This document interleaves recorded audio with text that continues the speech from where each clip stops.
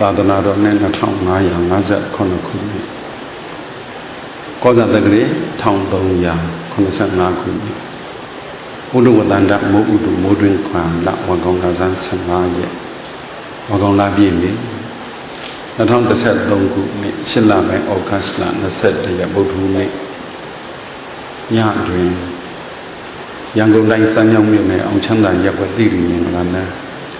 ကမြင့်ကျောင်းတိုက်ဓမ္မယုံတော်မြတ်ကြီးအတွင်ဆင်းရင်ကျင်းပတဲ့ဓမ္မတပင်ယနေ့ညတရားပွဲမှတ်တည်လူရှင်တွေကဖခင်ကြီးဥပဒိုင်အမှုထားပြီးတော့ဥနိုင်ဝင်းထွန်းတော်အေးမြတိတာကြိုင်သမိမတ်တိမတ်မေတော်ရနိုင်သမောင်နေလင်းထွန်းသမောင်ဝေယနိုင် MBBE ပြင်မနာမိသားစုတို့ကမတ္တိလူတန်းတို့တရားကိုချစ်ခင်တရားကိုနှစ်သက်တရားနဲ့မွေ့လျော်တရားနဲ့ပြောတရားကိုမြတ်လို့တရားကိုတန်ဖိုးထားလို့ရှိကြကုန်တော့သူတော်ကောင်းအပေါင်းတို့စုပေါင်းစီရင်ကျင့်ပပြုလုပ်တဲ့ဓမ္မဒါနတရားအလူအမတဒါနအမြဲတမ်းလူဝဲကြီးနဲ့ဟောကြားအပ်တော်ပိဋကသုံးပုံတို့တွင်သုတ်တန္တပိဋကနိဋ္ဌကနိကေငါရတွင်ခုတ်တကနိကေနိတိပါဠိတော်ဤအဖွင့်နိတိအထကထာ၌လာသောဝင်ဇနာအကြောင်းတို့ကိုညမနာတို့နဲ့တင့်တော်အောင်ညမစကားတို့ဖြင့်တန်စာဆင်း၍ခေါ်ကြအပ်သောလှည့်စားမိပါပြီတရားတော်ဟာတရားတော်နဲ့လှည့်စားမိပါပြီအမိပေးပြီးဟောကြားနာကြရအောင်အပိုင်း1ပေါ့ဒီတရားတော်မြတ်ကြီးကဘုန်းတော်ကြီးမြတ်စွာဘုရားဟောကြားတော်မူခဲ့တဲ့တရားတော်တွေကထုံးလို့ပြီးတော့ဟောတဲ့တရားထာဂရဆရာမြတ်ကြီးထုံးလို့ခဲ့တဲ့တရားကျေးဇူးတော်ရှင်ရွှေကျင်ဆရာတော်ဘုရားကြီးဝိဇ္ဇနာဓိပတိလို့ရေးခဲ့တဲ့တရားဒါကြောင့်တရားတော်ကိုမဟောသိမိမနာသိမိမှာတရားပိုင်ရှင်အစစ်ဖြစ်တော်မူသောအစိတ်နေရသုံးလောကထောက်တတ်တပ်ပင်ကိုဘုရားရှင်ကိုယ်တော်မြတ်ကြီးအားဘုရားတရားတန်ခါယရဏမြတ်၃ပါးတို့ရဲ့ဂုဏ်တော်ကျေးဇူးတော်တွေကိုအာယုံပြုပြီးတော့ရှေးဥစွာနမောတတ္တအစချီတဲ့မဟာဗန္ဓမဘုရားရှိခိုးကြီးနဲ့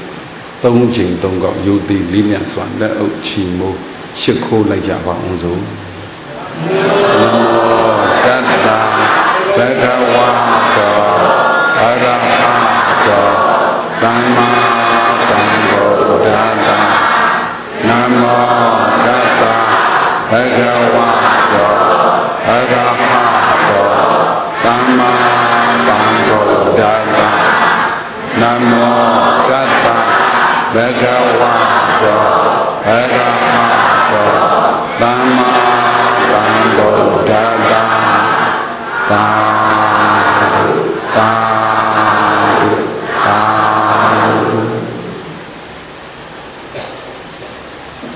အပရိသိညာအပရိကုလသိညာပရိမုခေနရံကော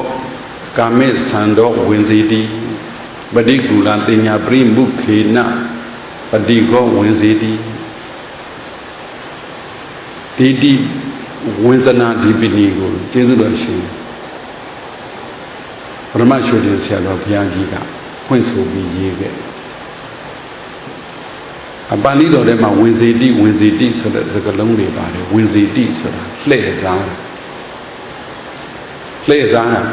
လူတွေတဦးနဲ့တဦးတယောက်နဲ့တယောက်လှည့်စားတာလှည့်စားတဲ့ဆိုတာညာတာလေးတွေပါတာအဲ့ဒါလို့လှည့်စားတဲ့ထဲမှာတဦးလှည့်စားတာကိုတဦးကလှည့်စားခံရတဦးလှည့်စားတာကိုတဦးကလှည့်စားခံရအဲ့ဒါလို့အလှည့်စားခံရတဲ့အခါမှာ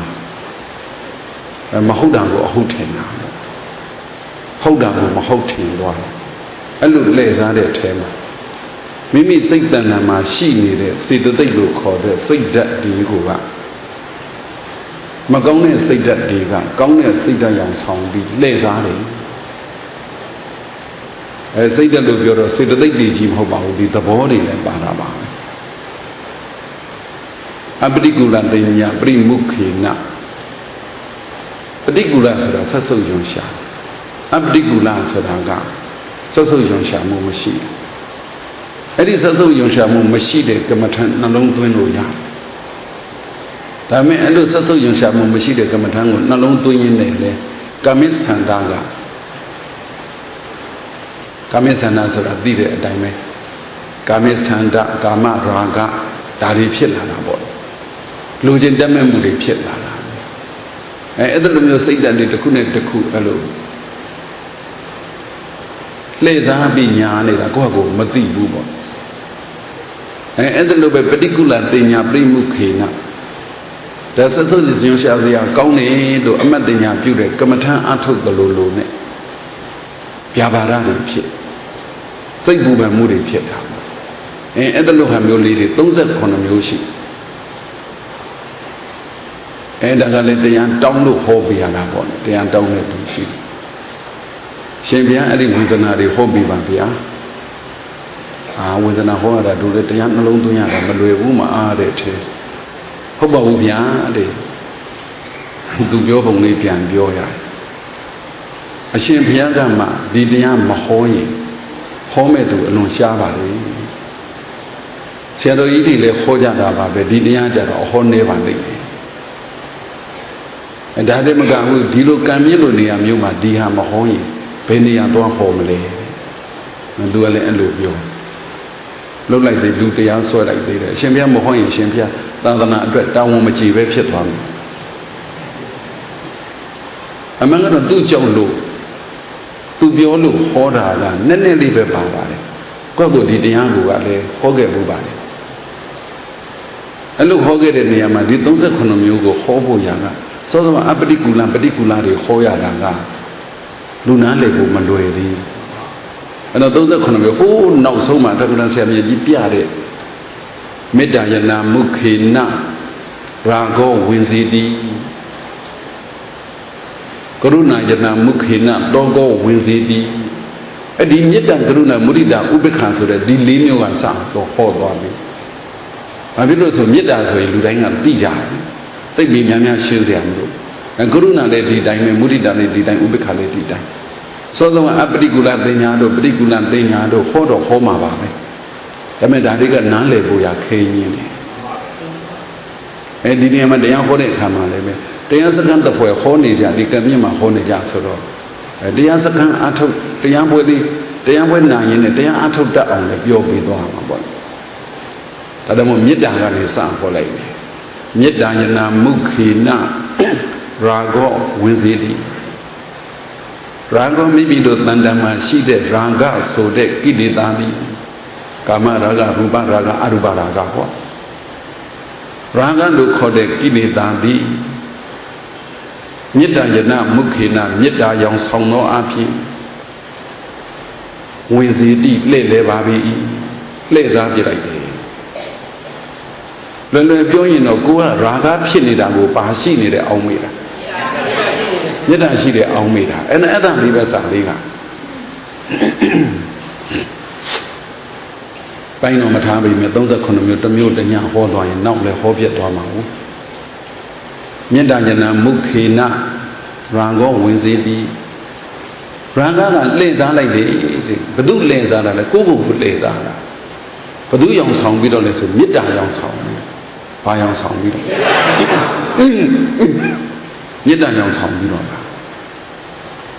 ဒါရှိတယ်ဖြစ်ဘူးကြတာမေတ္တာရောင်ဆောင်တကယ်ပြောရင်မေတ္တာကရေစဉ်ရေချမ်းလို့အေးချမ်းရာဂဆိုတာရာဂေကိရာဂမိဒေါသကိဒေါသမိမောဟကိမောဟမိကျေးဇူးတော်ရှင်မင်းကုန်းဆရာတော်ဘုရားကြီးကိုတီဗီကလာနာနေတာလေအဲ့ဒီအပူဖြစ်တဲ့ရာဂကမီးဖြစ်တဲ့ရာဂကဒီအေးရေဖြစ်တဲ့မေတ္တာဘလို့များမိမိတို့ပုထုဇဉ်တန်တမှာဝင်ပြီးတော့ပုထုဇဉ်တွေကိုထင်အောင်ထင်အမှားဖြစ်အောင်လုပ်သွားတယ်လေအမှန်ကတော့အဲ့ဒါအလောက်ခံနေရတာပါတကယ်ပင်ရမှာကရာဂပင်ရမှာရာဂတမဟာနာယဒေါသတမဟာနာယမောဟတမဟာနာယဓမ္မံဒေသိတိဘုရားရှင်ကိုရောမြတ်ကြီးတရားဟောတယ်ဆိုတာရာဂပင်ဖို့ဒေါသပင်ဖို့မောဟပင်ဖို့မေတ္တာဘာဝေတ္တဘာမေတ္တာကြတော့ဘာလို့မှာတိုးအောင်လို့မေတ္တာကြတော့ မေတ္တာရောကရုဏာရောမုဒိတာရောဥပေက္ခရောဒါပွားရမယ်တရားလေဒီနေ့မှမိမိတို့တရားမရဘူးဆိုတဲ့အချက်ကိုကြည့်ပင်ရမယ့်ရာဂကိုတော့ဘာဖြစ်တိုးအောင်လုပ်နေတာတိုးပွားအောင်လုပ်ရမယ်မေတ္တာကြတော့ရှိကိုမရှိတာဆုံးယုံနေတဲ့လုပ်နေရှိကိုမရှိတာအဲ့ဒီနှစ်ခုလေးပဲအဲ့ဒါနဲ့တရားမရတာပဲမေတ္တာဘာဝနာပွားသွားရင်တရားဓုတွေရသွားမှာရာဂတွေလျှော့ရင်လည်းတရားဓုတွေရသွားမှာဒါပေမဲ့မေတ္တာနဲ့ရာဂနဲ့ဘာကွာလဲဘာဖြစ်လို့ဒီတရားဟောတာလဲဆိုဒီ38မျိုးကြပြားစီးခဲ့သေးတယ်အဲ့ဒီစာအုပ်လေးတော့ပဲပြတ်ဘူးမှမသိဟောတော့အလက်တန်းလောက်တော့အလက်တန်းဆိုတော့သိမကြသေးပါဘူးလွန်ခဲ့တဲ့29နှစ်လောက်ကဒီလေးခုတော့မှတ်မိတယ်မေတ္တာရေချမ်းပက်ဖြန်းသီခာတဏှာရာဂအပေါ်ထလှည့်ညာကရုဏာကတဏှာကျင်နာတောကပြဒေါသဟန်ဆောင်ရှာအဲ့ဒါလေးရေးခဲ့တာပေါ့အဲ့လိုမျိုး38မျိုးလုံးကုန်သွားတယ်နဲ့တူရေးထားတာမမှတ်မိတော့ကိုရေးတဲ့စာဥပ္ပံပြောက်အဲ့ဒီတုန်းကတော့ကြပြာလေးတွေနဲ့ဟောလေးရှိတာအကုန်တော့မဟောဘူးပါမေတ္တာယနာမုခေနရံကောဝင်စီတီရံကဒီမေတ္တာရောင်ဆောင်ပြီးတော့လှည့်စားပါပြီဘယ်သူကိုလှည့်စားတာလဲကိုယ်ကိုလှည့်စားတယ်ကိုယ်စိတ်ကိုလှည့်စားတယ်ကိုယ်ကိုဆိုတာကကိုယ်သူတော်ကောင်းဖြစ်ခြင်းနဲ့သူတော်ကောင်းဖြစ်ခြင်းမေတ္တာနဲ့နေရမှာပေါ့သူတော်ကောင်းဖြစ်ခြင်းမေတ္တာနဲ့သူတော်ကောင်းမဖြစ်အောင်လုပ်နေတာဒီရာဂပဲဒီရာဂပဲအဲ့တော့သူတော်ကောင်းမဖြစ်အောင်လုပ်နေတဲ့ဒီရာဂဟာဘယ်သူကိုလှည့်စားတာလဲဆိုသူတော်ကောင်းဖြစ်ခြင်းနဲ့ကိုယ်ကိုလှည့်စားတာသူတော်ကောင်းဖြစ်ခြင်းနဲ့ဆန္ဒစိတ်တွေကိုဘာလုပ်လဲလှည့်စားတာဒီမေတ္တာနဲ့ရာဂကိုတွဲပြောတာတဲ့တခြားစီခွဲလိုက်ကြတယ်မေတ္တာရေရာဂကမိတူလာအဲ့ဒီမတူတာကြီးကိုတူခြင်းအောင်ဆောင်တယ်အဲကျေးဇူးတော်ရှင်ဆရာသမားများကတော့မိတ်ထားပါလေမေတ္တာယံသူဒေါသမှုလို့ပြောပါလေဟုတ်တယ်မေတ္တာရဲ့ဓာတ်ယံသူကဒေါသလေဒါကအတိုက်ခံဒေါသအတိုက်ခံယံသူဘာယံသူလဲအတိုက်ခံယံသူမေတ္တာရဲ့ဆန့်ကျင်ဘက်ကဒေါသလေဒါပေမဲ့အတိုက်ခံယံသူရဲ့ကပ်ပေါင်းပြီးတော့တတ်တဲ့ယံသူရဲ့ဘယ်နှမျိုးရှိဘုရားကြောက်ကြပါဟောဒီရာဂကကပ်ပေါင်းပြီးတော့မှတတ်တဲ့ယံသူဘယ်သူကိုတတ်တာလဲဆိုမေတ္တာကိုတတ်တာဒေါသအာကြီးလုံးဟိမေတ္တာကွယ်ပြောက်ပါသည်ဟုတ်လားရာဂလေးကပ်ပြီးတော့တတ်ရင်လည်းမေတ္တာကွယ်ပြောက်ပါဒီကောမေတ္တာကွယ်ပြောက်မှမသိဘူးကဲကိုသားသမီးကိုမချေဘူးလားချက်လားချက်ပေါ့ဟုတ်လားပြောရမှာဘယ်လိုလေးပြောရမလဲကိုသားသမီးကိုမချေဘူးလားချက်လားချက်တယ်အသက်မရှိခြင်းလားရှည်သေးခြင်းလားရှည်သေးတယ်ရှည်ကိုသားသမီးအသက်ရှည်စေခြင်းနဲ့ကိုဆွေမျိုးသားချင်းအသက်ရှည်စေခြင်းမေတ္တာရှိတာဟုတ်တူတယောက်ကိုလည်းကိုယ်ကဘာဖြစ်လဲမေတ္တာရှိတယ်မေတ္တာရှိတာနှစ်ခုနော်ကိုသားသမီးဆွေမျိုးသားချင်းကိုလည်းမေတ္တာရှိတယ်တခြားလူကိုလည်းမေတ္တာရှိတယ်အသက်ရှည်စေခြင်းနဲ့ပြက်ကနေဆိုနှစ်ယောက်သေးပြီတဲ့ဖွက်လွဲပါသေးဖဲပါသေးကိုသားသမီးကိုဆွေမျိုးကိုလည်းဘာဖြစ်လဲမေတ္တာရှိအသက်ရှည်စေခြင်းလားတခြားလူကိုလည်းမေတ္တာရှိတယ်အသက်ရှည်စေခြင်းနှစ်ယောက်သေးပြီတဲ့ဘု து အတွက်စိတ်ပင်ပန်းရမလဲကိုသားသမီးအတွက်အဲ့ဒါအဖြေပဲကိုမေတ္တာရှိတဲ့သူတယောက်သေသွားတယ်စိတ်ပင်ပန်းလား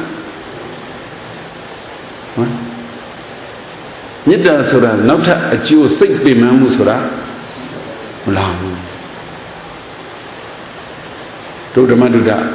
အဖွဲတွေကပါပဲဥမြိုင်ဆိုတာသိတယ်မလားမင်းညာပေါ့စိတ်ဒီမှာတရားဟောနားနေသေးတယ်ဒီတရားပွဲရှိတာသူပြောနေသေးတယ်မနေ့၄နာရီကျသေးရော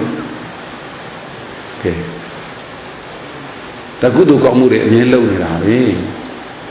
ဟုတ်လားအချိန်တန်တော့ပါဖြစ်မနေ့၄နာရီဆေးလေးထတောင်းနေသေးတယ်တဲ့ ဟုတ်ပါဘူး2 နာရီလောက်လည်းမသိဆေးထတော့ပြီမနေ့ကရင်းနေ4 နာရီတည်းတော့နှုတ်မရတော့ဘူးတော့ကဖြစ်လာစိတ်ပင်ပန်းလာငွေပန်းတကူအဖွဲတွေကလူကြီးပဲဒီလူပေါ်မှာလည်းမေတ္တာရှိတယ်ဒီလူပေါ်မှာလည်းမေတ္တာရှိတယ်ဒီလူတစ်ခုခုအချိုးမကျဖြစ်သွားပြီဆိုရင်အုံမဲ့နာမဲ့သိမယ်ပေါ့တစ်ခုခုပေါ့ပြဿနာတက်မယ်ပေါ့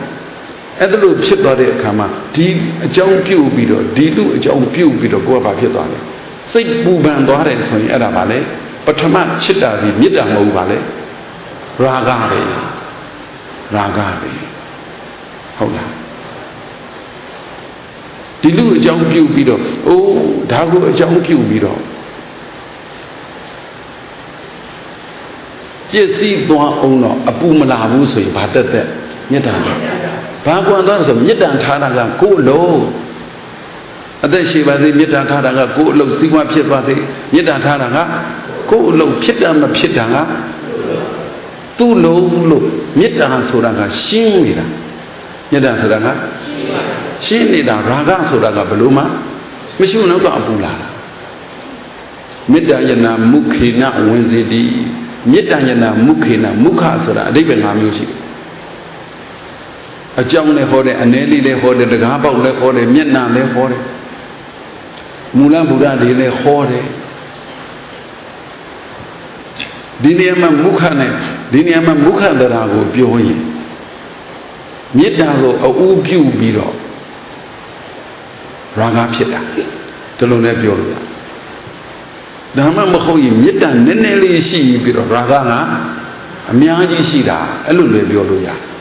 အများကြီးပဲဒီစကလုံးတွေတော့ဟိုပါဠိကိုရှင်းတာတဲ့ဒီလိုလေးရှင်းပြရမှာမဟုတ်ဘူးဒါကလည်းမသိသေးရင်သိပါအောင်မေတ္တာယနာမုခေနာရာဂောဝင်စတိမေတ္တာရောင်ဆောင်ပြီးတော့ရာဂကဝင်သွားရောတဲ့လှည့်စားလိုက်တာလေတရားနာနေတဲ့ပြိဿအပေါင်းသူတော်ကောင်းတို့တလောကလုံးကိုမေတ္တာရှိလိုက်ကြမှာဟုတ်လားတလောကလုံးကိုမေတ္တာရှိလိုက်စမ်းမှာကွယ်တလောကလုံးထဲမှာကိုင်းဘုရားရှင်ကိုရောမြတ်ကြီးရဲ့မေတ္တာဆိုပါစို့တတ္တဝါတွေအားလုံးထဲမှာအရှင်ရဟုလားမပါဘူးလားသားတော်ရဟုလားပါတယ်သားတော်ရဟုလားပေါ်ထားတာနဲ့တလောကလုံးတတ္တဝါတွေပေါ်ထားတာနဲ့မေတ္တာကွာလားအဲ့ဒါမေတ္တာအစစ်ပဲမေတ္တာအစစ်ပဲမေတ္တာအတူပြောရမှာကြတော့သူများကိုမှုချိုးမြေချိုးပြောတယ်ဖြစ်မှာဆိုဝိသခါကြောင့်မှညီးလေးတည်သွားတယ်ဟုတ်တယ်မလားသပင်ဆူရွှင်ဟုတ်တော့သူတို့ခေတ်ကငိုလို့ရှိရင်ရေဆွတ်ဆွတ်ငိုတယ်လားမသိပါဘူးစိတ်နှလုံးမသာမယာဖြစ်တာပေါ့ဘုရားကြီးကိုယ်တော်မြတ်ကြီးထံမောက်ရောက်တော့ဟာဒကမကြီးဘလို့ဖြစ်တာတော့ဆိုအိုးမြည်လေးဆုံးမသွားလို့စိတ်မကောင်းဖြစ်နေတာပါဆိုကြတဲ့သူမြည်ကိုချစ်တာဒီဘာနဲ့ချစ်တာရာဂနဲ့ချစ်တာအပင်ကျစေတဲ့ရာဂမျိုးတော့မဟုတ်တော့ဘူးဒါပေမဲ့မေတ္တာရောင်ဆောင်ပြီးတော့ဘယ်သူလေးပါလာလဲရာဂလေးပါလာတယ်တဏှာလို့ပဲပြောလိုက်ကြပါလို့ပဲကာမတဏှာကာမရာဂရူပတဏှာရူပရာဂအရူပတဏှာအရူပရာဂဒီလိုလေးပြောတဲ့အခါမှတ်မိသေးလားမသိမဟုတ်ဟင်းငါစက်တုံလေးနေလေအဲ့ဒါလို့အခုအကုန်ပြောခဲ့တာတွေပြန်ပေါ့အဲ့ဒါလိုမျိုးပြောလိုက်လို့ရှိရင်ကိုယ်စိတ်ထဲမှာမဟုတ်ဟင်းငါအိုးငါနဲ့ငါပြုတ်ရည်နဲ့ချက်တာတဲ့ဟာမျိုးပေါ်လာတယ်လို့ပေါ်လာတယ်မိမိတဏ္ဍမှာဒီရာဂကိုဖြစ်ခူးတာဒီပြန်ပေါ်လို့ရတယ်ပြန်ပေါ်လို့ရတယ်ဆိုတာရာဂပြန်ဖြစ်တာမဟုတ်ရာဂဖြစ်ခဲ့တဲ့ပုံရိပ်တွေပြန်ပေါ်ဒီစကားအရေးကြီးတယ်နော်ကိုယ်တဏ္ဍမှာရာဂပြန်ပေါ်လို့မရဘူးလားရာဂပြန်ပေါ်တာလားရာဂဖြစ်ခဲ့တဲ့ပုံရိပ်တွေပေါ်တာဟမ်ဖြစ်ခဲ့တဲ့ပုံရိပ်တွေပေါ်လာတာဖြစ်ခဲ့တဲ့ပုံရိပ်တွေပေါ်ခဲ့ပါသည်ထပ်ပြီးရာဂဖြစ်သေးလားဖြစ်တော့ဘူးအိုးငါအဲ့တုန်းကလောဘလေးဖြစ်ခဲ့တယ်အဲ့တုန်းကတဏှာလေးဖြစ်ခဲ့တယ်အဲ့တုန်းကရာဂလေးဖြစ်ခဲ့တယ်ဆိုတာပြန်ပေါ်တယ်ကဲအခုမုံဟင်းငါပြောတော့ကဲမုံဟင်းငါပြန်မပေါ်ဘူးလားကဲဒုချက်ကျွေးတဲ့ဒုချက်ကျွေးတာမဟုတ်ဘူးလေပါဇက်နဲ့ပြောတာပေါ့ပါ Bazane Biogate, Nane, Nga, Mohinga Yene, look at Mohinga Sanata, Kusabu, the Mohinga Yamabola.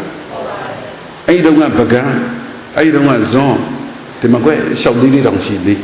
Nana Meline, how do you be a baby leading it? Telling a pay or it won't bomb now. Kosadunga Mine Bondai Povadi, hold on, Kosadunga Mine Bondai Povadi. Koshima Dimo Hinari, she don't know against Army Sorongaro, Minai than a Pasebo. Sergeant and Loba say Borabo. Hold on. I could any Bondai Body. Any Bondai Cosima Bolare, Sergeant and Loba Chedila. Pavilo.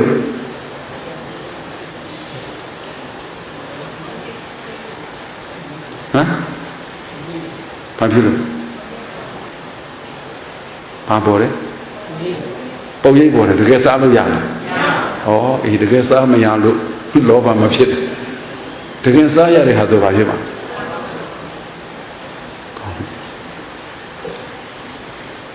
And then it occurred to not the young woman. Through Nare to a Luevare, hold it to a cat.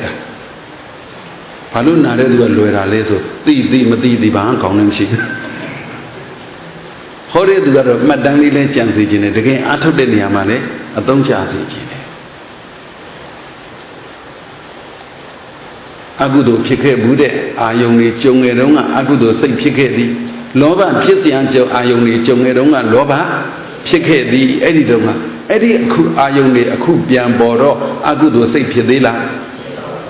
Loba say Piedila, Loba Piedila, Paluro. So Mozoga, the game Messiah Lulu, Pioda. Mohina Boyedi Mulu, the game Salu, Mayalu, Nova Mapitafra, the Gediam Hu Homla. The game Samiabi, Kusage, Buddha, the Samuk Biambiro, Lova, the Dingy Jabi Pinidani the Bogi. Could you write Shoga? Akubian Boranga. The game Sanzia, Ruba Yoni net Bodam Ho, Tama Yoni net Bora. Ruba Yon Bodonga leve, Messigo, me biro, Nova Dana, Pita Dalo. The game State Yan Dui biro, Tama Yon Bode, Kamale, Tamayo, Tama Dana, Pita di Ruba Dana, Dana, Gana, Dana, Rata, Dana, Punaba Dana, Dama, Dana, Tamayo Yambo biro, Dana Raga, Pita de Hola. Ruba Raga, Dada Raga, Agondwabo. Tidama, Badama, like Kudu Damago Bioramu, the body and Dama. I go Mimiro sick than Dama, Dama, the body, my bony, una bony. Hold on, Mohina Libe Bobo Bale, go Akudu Chikerali, Piambore, go Kudu Chikerali, Piambore, no. Shena Kumura Shena. Kudu Chikerali, Piambore, go Divare, Agudu Chikerali, Piambore, go Divare. Hola. Eddie Kudo baby, Agudo baby, Babe, Pipi. Good than them, Piampola, who could dinner, Kaima, the delay Shivare, Nyale Shivare. You know, Loba Pisia are only boarded, the Dinian Lokera. Akuba Jimmy, the Dinian she needed a dread jumbo, Sam Mayalo, Loba Mapidana. Mahobuno more. Hola, you may Loba Mapidana. Palishi Nilo. Tamin Diana Nene, Mohina, your Mohina Piambo, the low, Mohina Jaro Sajid in the border. Sajid in Japchita day. Hola. Aku Mimi Soge than the Piambobadi, Mimi Konge than the Piambobadi, Kuduri Piambodi, Anguduri Piambodi, Loba Pike Budari,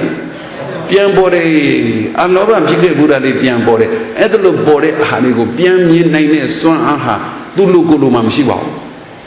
Palutulukulu, the Dillo need a Putu de Mamshiwa. The Dishika Mialina de Miawu, the Dion Nyanyo, Mashire Dusi, Madibu Hamio, Mabona Mau,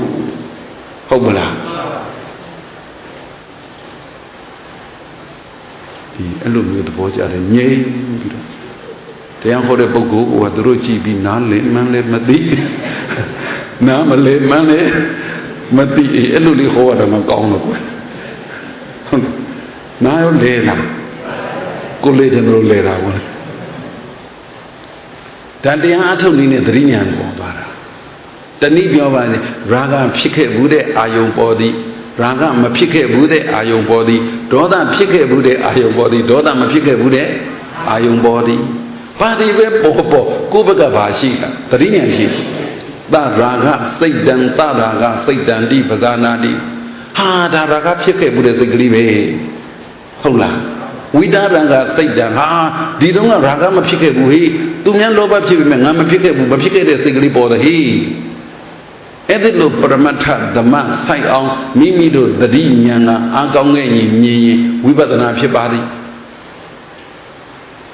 ဟောရင်နဲ့ပြောပြပေးနေတာဒါမြင့်ရာဂကမေတ္တာအစအယောင်ဆောင်ပြီးတော့ညာတတ်ရင်ရာဂဖြစ်တာလဲကိုသိရင်သတိဉာဏ်မရှိနိုင်ဘူးလားမေတ္တာအစစ်ကလေးဖြစ်နေတာကိုလည်းကိုသိရင်သတိဉာဏ်မရှိဘူးလားမေတ္တာမဟုတ်ဖဲနဲ့ရာဂကိုမေတ္တာထင်နေရင်တော့သတိဉာဏ်မဟုတ်ပါလေကိုယ်စိတ်ကိုပါလောက်ခံလိုက်ရပြီလေသာခံလိုက်ရဟုတ်တယ်နော်ဘု து ဖြစ်ဖြစ်မေတ္တာထားလိုက်စမ်းပါတဲ့တကယ်မေတ္တာအစစ်ဆိုရင်မေတ္တာနောက်မှာအပူမလာဘူးဟိမေတ္တာနောက်မှာသူဥမြိုက်ကြီးပေါ့မေတ္တာရှိတာပေါ့ကရုဏာလည်းရှိတာပေါ့မုဒိတာလည်းရှိတာပေါ့ဥပက္ခလည်းရှိတာပေါ့ဒီဥမြိုက်ကြီးဟုတ်တယ်သူမနေ့ကမှဆုံးတယ်သူကြောင့်ထဲပေါ်နေမိဘကသားသမီးပေါ်မေတ္တာရှိလိုက်စမ်းပါအစစ်ရှိလိုက်စမ်းပါဒီသားသမီးကြောင့်ပူစရာကိုအပူလာအောင်မလားမလာအောင်ဘသူကတားတာလဲသတိဉာဏ်ကတားတယ်သတိဉာဏ်ကပရမတ်အနေနဲ့လဲစောစောကဖြစ်တာလေးတွေကိုကိုမြင်တယ်လို့ပြဉ္ညာအနေနဲ့လည်းပဲသူကနဲ့သူပဲတို့အ ਨੇ ဆုံးတော့ဥမိတ်ကြီးဆုံးတော့အိုးတို့မေတ္တာရှိတယ်ဗောနောက်ကရာဂဝင်မလားဆိုတော့သူကနဲ့သူလေဟုတ်လားကဲဥမြိုက်ကြီးကိုတို့သူကနဲ့သူလိုထားနိုင်တယ်လို့ဒီလူတွေကကိုသားသမီးတွေကိုသူကနဲ့သူလိုထားနိုင်လားဟမ်ထားနိုင်လားအေးပေါ့မွေးတော့မွေးထားပြီးပြစ်ထားကွက်ကိုစဉ်းစားကြည့်ကွက်ကိုစဉ်းစားကြည့်တကယ်လက်တွေ့ထားနိုင်သလားမထားနိုင်သမျှဘသူရာဂတဏှာသူကလက်ဝင်ပြီးတော့မေတ္တာရောင်ဆောင်နေတာမေတ္တာဆိုတာကွယ်ကုညီတဲ့တတ္တိလေးနဲ့ပြောရင်ကုညီအောင်တတ်တဲ့ပဲဘာဖြစ်စေခြင်းနဲ့ဆိုတဲ့ဆန္ဒလေးနဲ့ကုညီအောင်တတ်တဲ့ပဲကုညီအောင်တတ်တဲ့ပဲဖြစ်တယ်မဖြစ်တာကသူ့ပိုင်းနေထားနိုင်လားဒီကွယ်နှစ်ပိုင်းပြောမယ်ဒီဟာမပြောသေးဒီလိုမဟုတ်သေးပဲနဲ့ဟိုလိုဓမ္မယုံကြီးတော်ကဟောတယ်မေတ္တာနဲ့ပတ်သက်ပြီးမေတ္တာဝိဟာတိသောဘိက္ခုပတံနောဗုဒ္ဓသာသနေအဓိကိစေပဒံတန္တံသင်္ခါရူပသမံဒုက္ခံမမီတော့ပါဘူးဇတ်ထုတ်ပြောမှရမှာတခိုး900မမီသွားရင်ဟုတ်လားတခိုး900တူစီယဟန်ပြုလိုက်တဲ့အခါအရှင်သောဏမထေရကမ္မထံတစ်မျိုးပြီးခဲ့တာဘုရားရှင်ကိုယ်တော်မြတ်ကြီးကဟောတော့တရားတအုပ်စုကိုးကားတာဟောတရားတအုပ်စုတကားတာဟောယန္တာတွေဖြစ်သွားတာလေအဘိညာဉ်တကုမြေရှိုးမိုးပြန်တဲ့ယန္တာတွေဖြစ်သွားတယ်အဲ့ဒါတွေပေါ်လာတဲ့စိတ်ထဲမှာမေတ္တာဝိဟာတိသောဘိက္ခုပတံနောဗုဒ္ဓသာသနေအဓိကိစေပဒံတန္တံသင်္ခါရူပသမံဒုက္ခံအဲ့ဒီယဟန်တော်900ပခိုးကနေဖြစ်လာတဲ့ယဟန်တော်900ဘုရားရှင်ကိုယ်တော်မြတ်ကြီးမေတ္တာနဲ့နေတဲ့သဘောလေးဟောပေးလိုက်တယ်ဒီထဲမှာအဓိကကောက်ယူရမှာမေတ္တာဝိဟာရိသောဘိက္ခုပတံနောဗုဒ္ဓသာသနေမေတ္တာလေးရှိတယ်ဘုရားရဲ့အဆုံးအမကိုလည်းကြီးညိုတယ်နှမျိုးနော်မေတ္တာဝိဟာရိသောဘိက္ခုပတံနောဗုဒ္ဓသာသနေမေတ္တာလေးရှိနေတယ်ဘုရားရဲ့အဆုံးအမသီလသမာဓိပညာကိုလည်းကြီးညိုတယ်တရားရှိတယ်ပေါ့ကွယ်မေတ္တာရှိတဲ့တရားရှိတဲ့ဒီပုဂ္ဂိုလ်ဟာတဲ့အဓိကိစေပဒံတန္တံနိဗ္ဗာန်ရပြီသင်္ခါရူပသမံဒုက္ခသင်္ခါရတွေရဲ့ငြိမ်းအေးရသွားပြီသင်္ခါရတွေရဲ့ငြိမ်းအေးရသွားပြီဒီနေရာမှာဒီဇတ်ထုတ်တော်ကြီးကိုဒီဝတ္ထုတော်ကြီးကိုအလုံးသိထားတော့ပြောရင်တခိုးတွေယဟန်ဝတ်တယ်တခိုးမှာမေတ္တာရှိလားမရှိဘူးလား ฮะตะโคว่าမေတ္တာရှိလို့ခိုးတာလားမေတ္တာမရှိလို့ခိုးတာလားဟမ်အော်မေတ္တာရှိရင်ခိုးရတယ်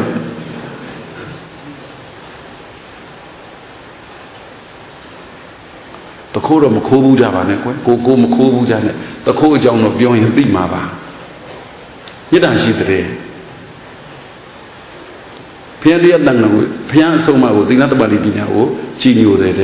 ဒီတရားဟောတာနော်ပြီးတော့သင်္ခါရူပတွေငြိမ့်အိတဲ့သင်္ခါရတွေချုပ်ငြိမ့်တဲ့နိဗ္ဗာန်ကိုရတယ်ဒီသုံးချက်သွားတွေ့ရတယ်ဒီတရားမှာဒါမြင့်တို့တခိုးဆိုပါလို့တခိုးခိုးတဲ့လူဟာသူ့အတွက်လားသူသားသမီးအတွက်လားအခိုးခံရမယ့်လူအတွက်လားခိုးပြီးတဲ့ဘယ်သူအတွက်ခိုးတာတော့ဟမ်သူ့အတွက်ခိုးတာလားသူသားသမီးအတွက်ခိုးတာလားသူ့အတွက်ခိုးတာလားသူ့မိသားစုအတွက်ခိုးတာလားသူ့အတွက်ခိုးတာလားသူချစ်တဲ့သူအတွက်ခိုးတာလားဟုတ်လားသဘောပေါက်လားမသိခိုးတယ်ဆိုတာမကြည်နဲ့လို့ခိုးတာကတပိုင်းဒီဝိတုကြောင့်ကြီးမှာကျတော့သူ့နောက်ကမိသားစုတွေအတွက်ဘာလို့ခိုးပါလားဒါမှမဟုတ်ရင်သူ့ဆရာအတွက်ခိုးရတာသူ့အဖွဲ့အစည်းကြီးအတွက်ခိုးရတာအဲ့ဒီခိုးတဲ့တတိလေးပါတယ်နော်အဲ့ဒီခိုးတယ်ဆိုတဲ့တခိုးရဲ့နောက်မှာဘာတတိလေးပါနေလဲဆိုတော့ဘသူအတွက်ဆိုတာပါနေမေတ္တာလားရာဂလားဟမ်ဘာလို့ရာဂလို့ပြောရတာဒီလူကိုချစ်ပြီးတော့အကုသိုလ်လုပ်ရင်ရာဂဟိဒီလူကိုချစ်ပြီးတော့ကုသိုလ်လုပ်ရင်မေတ္တာဟိအဲ့လိုပဲခွဲလိုက်ကြလို့ဟုတ်ပလားဒီလူကိုမေတ္တာရှိပါတယ်ချစ်တယ်ဆိုတဲ့သုံးလုံးပြရဖြစ်တယ်ပေါ့ဒီလူကိုချစ်ပါတယ်ဒီလူကိုချစ်ပါတယ်ချစ်တဲ့အကြောင်းပြုပြီးတော့အကုသိုလ်လုပ်ရင်ပါလေရာဂပဲချစ်တဲ့အကြောင်းပြုပြီးတော့ကုသိုလ်လုပ်ရင်မေတ္တာပဲအဲ့လိုပဲခွဲလိုက်ကြလို့ကိုယ်တန်တပိကိုမချစ်ဘူးလားချစ်လားတခါလေပြောမရရင်မရိုက်ဘူးလားချစ်လို့ရိုက်တာလားမချစ်လို့ရိုက်တာလားမကောင်းနဲ့ချစ်လို့ရိုက်တာမှန်သမျှပါလေရာဂပဲရှုပ်သွားလားလူကြီးတွေကကိုယ်ရိုက်တာပြန်မှတ်မိတယ်ကိုကသူများခေါင်းခောက်တာကြမမှတ်မိသဘောပေါက်လားခုပြောတာဘုရားနာနေတဲ့ပြိဿပေါင်းသူတော်ကောင်းတို့မေတ္တာဝိဟာရီသောဘိက္ခုပတန်တော်ဗုဒ္ဓသာသနေဗုဒ္ဓသာသနာကိုပတန်တော်ကြည်ညိုတဲ့တရားဖြစ်ပြီးဟောဒီမေတ္တာစိတ်ရင်တရားဖြစ်သည်ရာဂနဲ့ချစ်ရင်တဏှာဖြစ်သည်မေတ္တာနဲ့ချစ်ရင်တရားဖြစ်လာလေတဲ့ရာဂနဲ့ချစ်ရင်တဏှာဖြစ်လာနှုတ်ကအဲ့လိုတွေစုံအောင်ဟောလို့ရမလားနားရှုပ်လားမှတ်မိလားဘာမှမမြင်ဘာမှမမှန်စာပြောပြီးမေတ္တာဆိုတာရည်လားမီးလားရောရာဂဆိုတာကမတူရကြီးနှစ်ခုအယောင်ဆောင်တာဟုတ်လားတကယ်မေတ္တာနောက်မှာတစ်ခုခုကိုမေတ္တာရှိတဲ့သူတစ်ခုခုအစင်မပြေဖြစ်အပူမလာဘူးမလာပါဘူးဆိုမှလာပါတယ်လို့အဲ့လိုအပူလာလို့ရှိရင်အဲ့ဒါဘာလဲရာဂအဲ့လိုပြောခဲ့တာမို့လားအခုတခါထပ်ပြောတယ်မေတ္တာရှိပြီးတော့ဒီလူကိုမေတ္တာရှိပြီးလုပ်ပေးတဲ့အလုပ်ဟာမေတ္တာအကြောင်းပြုပြီးကုသိုလ်လုပ်ရတာကုသိုလ်လုပ်ဖြစ်ရင်ဒီလူကိုကောင်းစေခြင်းလို့ကုသိုလ်လုပ်ဖြစ်မေတ္တာအစစ်ဒီလူကိုကောင်းစေခြင်းလို့အကုသိုလ်လုပ်ဖြစ်မေတ္တာမဟုတ်တော့ဘူးရာဂအလောက်ကလေးသိပြီဆိုရင်တော်တော်တရားဟုတ်သွားပြီနော်အရင်တော့သားသမီးကိုဗာနဲ့ချစ်နေတာအခုလဲဒါအရေးကြီးတယ်ဒီနေ့မှတခုဖြတ်ပြောအောင်ကွယ်မိကုံမေးခံရဘူးလေ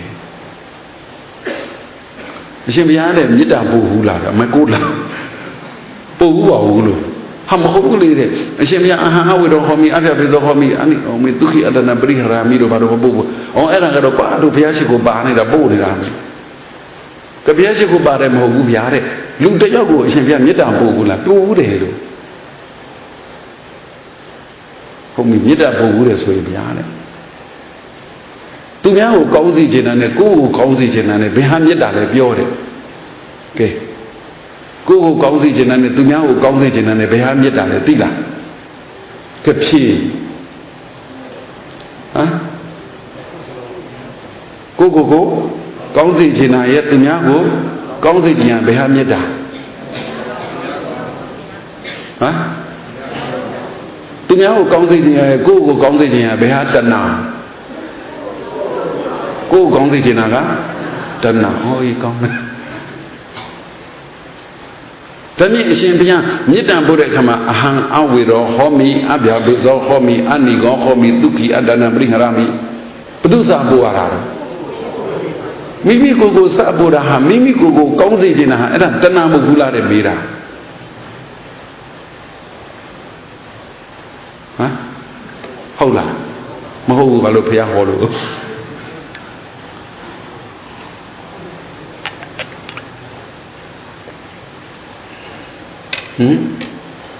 ပြောတန်ကြားလိုက်ပါလားဘယ်လိုဘာလဲပြောလဲဘာလဲပြောလဲလောက်ပါ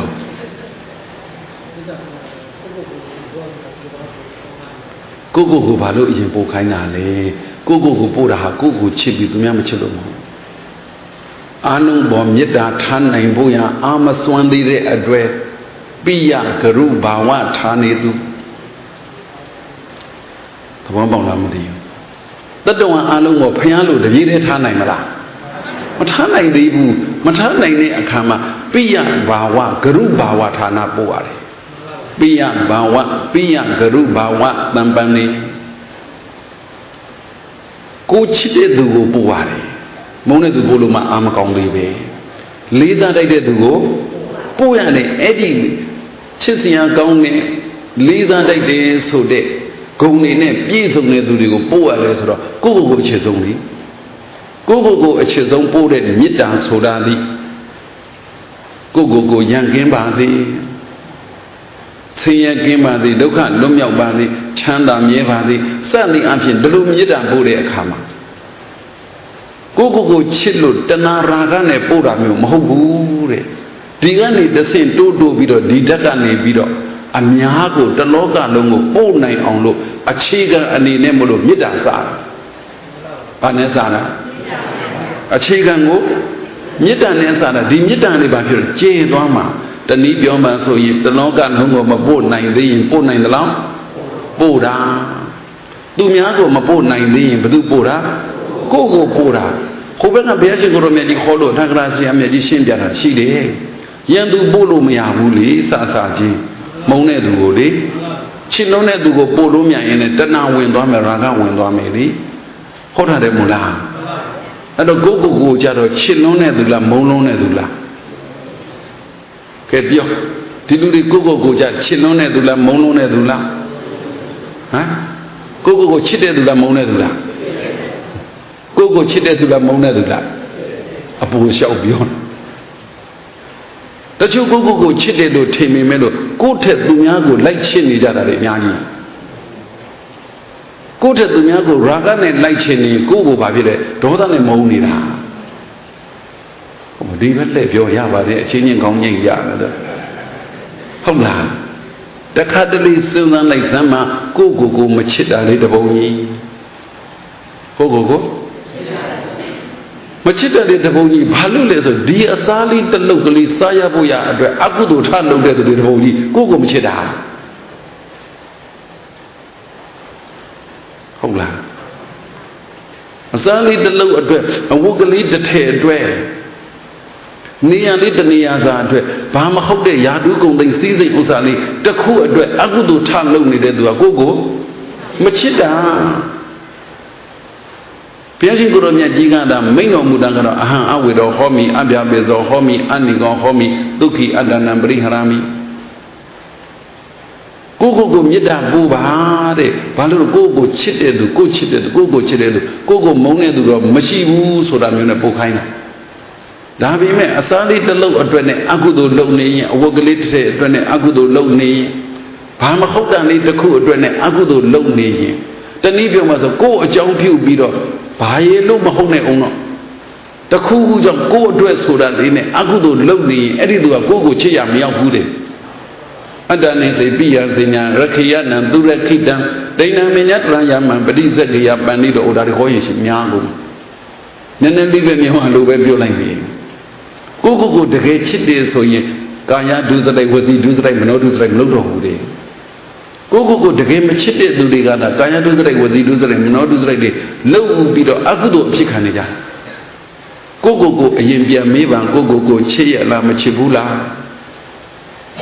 Ashin ko chit ta ba ko chit ta ba da na mo tabi do ni dai ye cho de phya ni dai asa jwe de phya o sa yi taw yi wo yi ni yi bana myo ayi ma sa ba ya hu la ma wo ba ya hu la ma ni ba ya hu la cem ma yi ma saw chaw wa hu la ai di li myo lou yong ne do ko chit de so da man ne de met ta ne ba lo jwe ni ya da kudo ya bu taya athau ta ho pyo da Ba lo wo ne ya da a shet lo akudo ma phit kudo phit aung ba lo ne ya da kudo ya bo ba lo sewa de sa ne ya da a that shin mya kudo ya bo aidi le myo the po pi do mya po lou la yin ko metta shi da ma hout do ba lo ha myo dong ya a pyin thwet yin la aung ba aung ma lai bu laအဲ့ဒါကိုယ့်အတွက်လားသူများအတွက်လားဟမ်ကိုယ်အတွက်လားသူများအတွက်လားကိုယ်အတွက်ဒီပေါ်လေးလှအောင်ပါအောင်လိမ့်လားကိုယ်အတွက်ကိုယ်ပဲကိုယ့်ကိုပြန်ကြည့်နေတာကိုကြည့်ဖို့လားသူများကြည့်ဖို့လားဘလို့ကြောက်စရာကောင်းတဲ့ရာဂလည်းပြောတာများကြီးပါတန်တုတ်ထင်းတဲ့တရားတွေအကုန်တွဲပြီးတော့ဟောလိုက်ချင်တယ်နောက်36မျိုးရှိသေးတော့အသာထားတာအိုးတရားနာပရိသတ်အပေါင်းသူတို့ပြောတဲ့ကိုယ့်ကိုပြန်ဟောမှလည်းမမိတယ်ကွယ်တို့ငယ်တုန်းကဒီဂရိဘာဖဏအောက်ကတရေကုံနဲ့ဂရိဘာဖဏနဲ့စီးတယ်ဂရိဘာကင်းဂရိဘာဖဏကျိုးကိုမစီးဘာလို့ဆိုတော့တို့အညာတော့ဖုံကပွားတာလေဖေးဂရိဘာဖဏစီးဘူးပါတယ်ခဏလေးနဲ့သွားရောပါလေရှုံလေးတက်ပါညာခြီစီကလည်းထွက်သွားတယ်ဒါတော့မှတရေဖဏတောင်မှအောက်ပိုင်းမှာခြီစီထွက်ရင်ရှုံကတ်သေးတယ်အိုးကြောင်းသွားတော့မယ်ဆိုရင်အလူမင်္ဂလာဆောင်သွားတော့မယ်ဆိုရင်ဖဏကလေးကိုလေပြင်ရဆင်းရ brush လေးနဲ့ပို့ရသေးတာဟုတ်တယ်မလားဂရိဘာကျိုးလေးကိုလေပို့ပြီးတော့အဲ့ဒီအမှတ်မိသေးစဉ်းစားကြည့်တယ်ငါးဖြစ်ပင်မန်းနဲ့မင်္ဂလာဆောင်သွားဖို့ရအတွက်မင်္ဂလာဆောင်သွားစားဖို့တောက်ဖို့ရအိုးတိုက်ပေါ်အင်းကြီးနဲ့ဗာနဲ့ပြင်ဖဏကလေးအဲ့လိုလုံးပြီးစဉ်းစားတယ်ဒီဖဏကငါဒီလိုလုံနေတာဒီတိုင်းမလုံဖဲနဲ့သွားတယ်ဘာထူးမှလုံသွားရင်ဘာထူးမှအောင်လုံသွားတော့တသက်ရက်လေးနဲ့ဘေးလူကြည့်ရင်ကောင်းတာပေါ့အမြင်တင့်တယ်တာပေါ့အဲ့ဒါနဲ့အဲ့ဒီစိတ်ကလေးပေါ်သွားတဲ့အခါအဲ့ဒီနေ့မင်္ဂလာဆောင်တော့မှတ်မိသေးဟိုဘက်မင်းဆန်ဆိုလို့ပါသွားအဲ့တော့ကိုယ်ကဓာန်ပြီးကိုပင်မခံပြီး brush လေးနဲ့တိုက်နေတော့သူများကြည့်ရင်ကောင်းမှာပဲဆိုတဲ့စိတ်နဲ့သူများကြည့်မလားလို့မင်္ဂလာဆောင်တော့ကိုနဲ့တွေ့တဲ့လူတိုင်းသူ့မျက်လုံးလှမ်းကြည့်တယ်ငါဖဏငုံကြည့်လားပေါ့မနပေါက်ရှိအိုးစောင့်ကြိုတဲ့သူတွေကြိုတဲ့သူတွေမျက်လုံးလိုက်ကြည့်တယ်ငါဖဏငုံကြည့်လားပေါ့နောက်ဆုံးကိုပြောမယ်သပွဲထိုင်တော့အမေထိုင်တဲ့သူတွေငါဖဏငုံကြည့်ဘယ်သူမုံမယ်စားဖို့ကြည့်တာပေါ့အဲ့ဒီကလေးကသဘောပေါက်သွားတယ်အဲ့ဒီဖဏဘာမှကိုမတိုက်တော့စားဖို့တော့လိုပါသည်ဝတ်ဖို့တော့လိုပါသည်နေဖို့တော့လိုပါသည်ကျမ်းမာဖို့တော့လိုပါသည်လိုတာကိုလိုတဲ့လောက်ကလေးအကျိုးရှိအောင်သုံးရပါနည်းနည်းပို့သွားရင်ဘသူဝင်သွားပြီဘာကဝင်သွားပြီဘာရမဟုတ်ဒီစပင်လေးဆွဲချနေတာကိုကြည့်မရအောင်မထုလည်းချထားလိုက်ပြီးတာပဲမထုလည်းနောက်လန်ထားလည်းပြီးတာပဲကိုမေတ္တာရှိတယ်လို့ပြောပြီးမြဘာဝင်နေတာများဟုတ်ကလားညနာသိဘူးလားဟောအိယာရသိဘူးလားဘာတွေနဲ့သိကြတော့ပြောသားတို့မျက်နာဖြင့်တခါမှဆက်ပြန်တိုက်ဘူးရည်ဒီဘုဘကဘာရတို့ဘလို့မလီတခါလေးမျက်နှာတော့မှမရှိဘူးကိုယ်ပဲလေးနဲ့ပဲပို့အေးဟောမျက်လုံးနဲ့အညီကြီးရှင်းသွားရုံတော့ပဲ နှာခေါင်းထဲကအငြိကြီးရှင်းသွားရင်တော့ပါးစပ်ထဲကအငြိကြီးဘာဖြစ်လဲရှင်းသွားရင်အဓိကကတော့မျက်လုံးထဲကအငြိကြီးအိယာတာရှင်းသွားရင်တော့တိုးပြီပေါ့